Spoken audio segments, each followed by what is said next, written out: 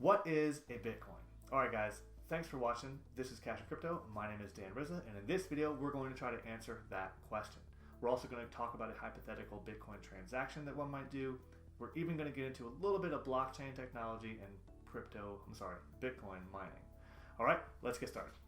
Bitcoin is a peer-to-peer electronic cash system.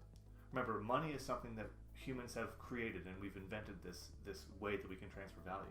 And just as society has progressed, we've gone from trading rocks and seashells to now we trade these paper notes. Paper notes are backed by some underlying value, and typically it's been gold. Gold used to back the US dollar up until 1971, when President Nixon took the US off the gold standard. Now there's a really cool website I'm going to link in the description below here called WTF Happened in 1971, and you're going to see all sorts of crazy charts that went wonky after we took our money off of the gold standard. Now getting back to Bitcoin, the internet has changed literally everything we do. How we date, how we shop, how we communicate online is totally revolutionized from 100 years ago. In 1975, the first digital camera was available. In 1981, you could get a personal computer in your home. It took another 30 years before someone finally answered the question, hey, shouldn't our money get an upgrade associated with this new digital age that we're living in? In 2009, an engineer or someone who went by the name of Satoshi Nakamoto put together a white paper explaining Bitcoin, explaining the technology. I'll link to the white paper down below. In this paper, Satoshi outlines how the blockchain technology works. He also talks about how you can mint new Bitcoin. And in the paper, he also answers all sorts of objections as to why this technology is secure and viable.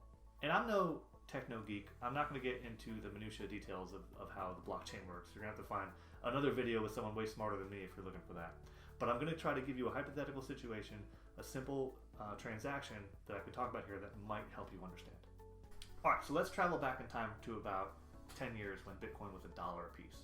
Alright, my buddy Ben wants to sell me a widget for 10 Bitcoin. So he would send me the widget, and he would also send me his public address to his wallet. It's an alphanumeric code, and with that public address, I would be able to put it into my MetaMask or whatever wallet I'm using and send him 10 Bitcoin using that information. And using these wallet addresses and the transaction amount, that is going to be tracked and recorded on the blockchain.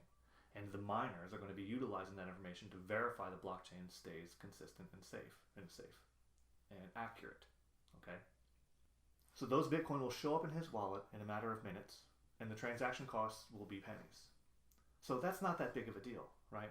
But think about it this way. What if it was 1,000 Bitcoins? And what if they're priced now, right? So let's say that's $6 million that you want to transfer from London to LA. London to LA? Yeah, London to LA. You can do that in a matter of minutes online for pennies on the dollar. A very cheap cost. If you wanted to try to move gold from England to New York, that's going to take a lot more than 10 minutes, and it's going to cost a lot more than pennies. Hopefully that simple analogy might help you to understand the value and the benefit of what Bitcoin can provide. Now, I mentioned this a minute ago, so back to my small transaction, right? Every one of these transactions gets tracked on the blockchain, and there are miners and nodes that are out there that are all working individually, but they're working collectively to verify and make sure that the blockchain does not get disturbed or is not in error in any way. And as long as we can maintain that blockchain intact, then the value of Bitcoin can't be questioned. The number of Bitcoins can't be questioned. The transactions can't be questioned. So you can't double spend a Bitcoin, right? You can't devalue the coins this way. And for doing that, and for these nodes and these miners to maintain the blockchain's integrity, they get rewarded in Bitcoin. And so that would kind of explain the mining aspect of Bitcoin.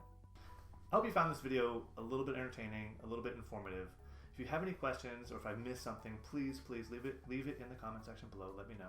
I've got some links in the description that are applicable to this video, and there's also some other referral links that you'll find down below for companies and sites that I use and that I think are useful and awesome. All right. Thank you so much. If you enjoyed, please like and subscribe to the channel and keep rocking. If you're considering an investment in crypto, sit back, take a minute, take a deep breath, Think about what you're putting your money into. Make sure that you understand the concept, you understand the project that you're working with. Go slow, go careful, be methodical about it. I'm just a guy on the internet sharing my advice, right? And my advice is worth every penny that you're paying for it right now, okay? But take your time, think, and put your money to use properly and wisely. And together, let's move the needle forward, all right? Thanks for watching.